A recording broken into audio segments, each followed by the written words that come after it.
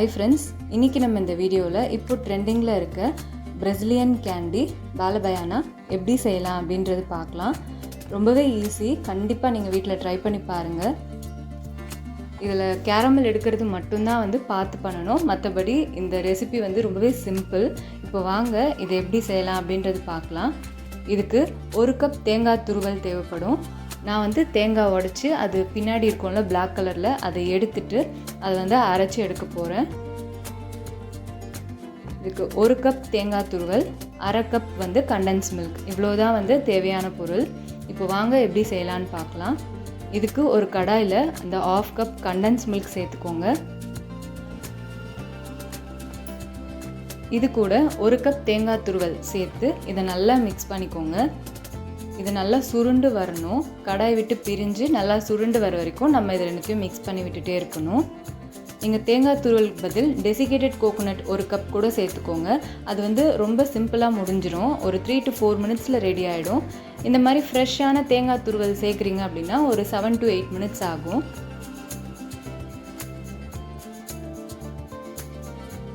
இந்த மாதிரி கைவிடாமல் மிக்ஸ் பண்ணிகிட்டே இருங்க, நல்லா கடாயில் ஒட்டாமல் சுருண்டு வரணும்.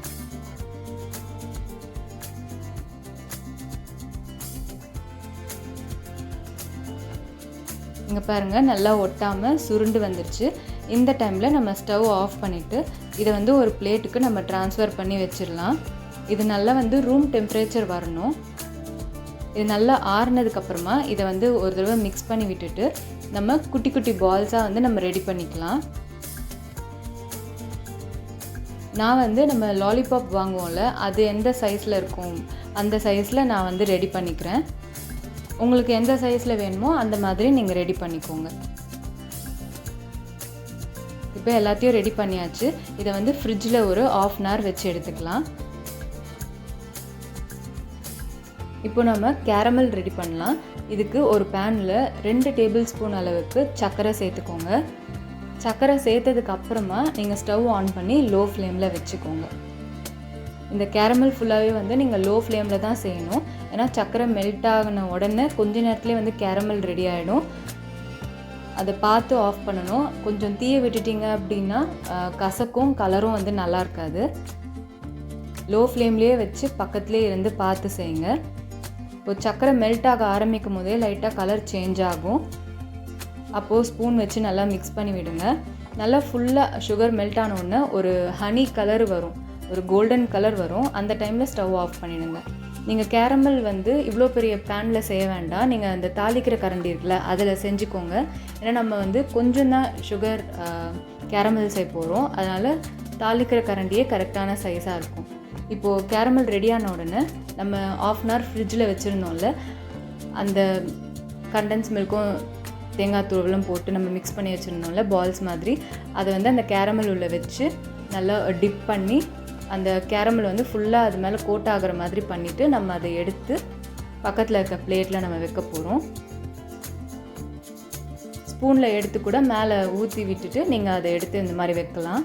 இதுக்கு தான் நான் டூத் பிக் இன்சர்ட் பண்ணி வச்சுருந்தேன், ஈஸியாக எடுக்கலாம் அப்படின்னு சொல்லிட்டு. நீங்கள் அதெல்லாம் இல்லாமல் கூட நீங்கள் அந்த பால்ஸ் மாதிரி ரெடி பண்ணியிருந்தீங்கன்னா அதை இந்த கேரமல் உள்ளே போட்டுட்டு நல்லா ஸ்பூனாலேயே மிக்ஸ் பண்ணி விட்டுட்டு கூட நீங்கள் எடுத்து வைக்கலாம், உங்களோட விருப்பம் தான். ஆனால் கேரமலில் பண்ணும்போது கொஞ்சம் பார்த்து பொறுமையாக பண்ணுங்கள். கையில் நீங்கள் கேரமல் தொட்டுட்டிங்க அப்படின்னா அது சீக்கிரத்தில் போகாது, அப்புறம் கை எரியும். அதனால் பார்த்து பொறுமையாக பண்ணுங்கள். இதே மாதிரி நம்ம எல்லாத்தையுமே பண்ணிக்கலாம். அந்த பெரிய பேனில் வச்சது கொஞ்சம் கஷ்டமாக இருந்தது, அதனால் நான் தாளிக்கிற கரண்டிலே நான் புதுசாக கேரமல் செஞ்சு இதே மாதிரி நான் எல்லாத்தையுமே டிப் பண்ணி எடுத்துக்கிட்டேன். இதே மாதிரி நம்ம எல்லாத்தையுமே செஞ்சு வச்சுக்கலாம்.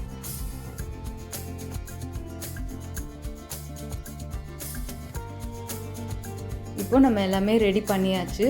ரொம்பவே சிம்பிளாக சூப்பராக நம்மளோட பிரசிலியன் கேண்டி ரெடி ஆகிடுச்சு. கண்டிப்பாக நீங்கள் வீட்டில் ட்ரை பண்ணி பாருங்கள். பார்க்குறதுக்கும் அழகாக இருக்குது, மேலே நல்லா ஹார்டாக உள்ளே நல்லா சாஃப்டாக சூப்பராக ரெடி ஆகிடுச்சு. இப்போ ஒன்று எடுத்து நான் காட்டுறேன் பாருங்கள். இது ஒரு தடவையாவது நீங்கள் செஞ்சு பாருங்கள், ஏன்னா செய்கிறதுக்கு ரொம்ப சாட்டிஸ்ஃபைங்காக இருக்கும் அந்த கேரமலோட ஒர்க் பண்ணும்போது. இப்போ எடுத்து அதை லைட்டாக நான் ப்ரெஸ் பண்ணி காட்டுறேன். மேலே நல்லா ஹார்டாக உள்ளே ரொம்ப சாஃப்டாக சூப்பராக வந்திருக்கு. கண்டிப்பாக ட்ரை பண்ணி பார்த்துட்டு எப்படி இருந்ததுன்னு சொல்லுங்கள். வீடியோ பிடிச்சிருந்ததுன்னா லைக் பண்ணுங்கள், ஷேர் பண்ணுங்கள், சப்ஸ்கிரைப் பண்ணுங்கள்.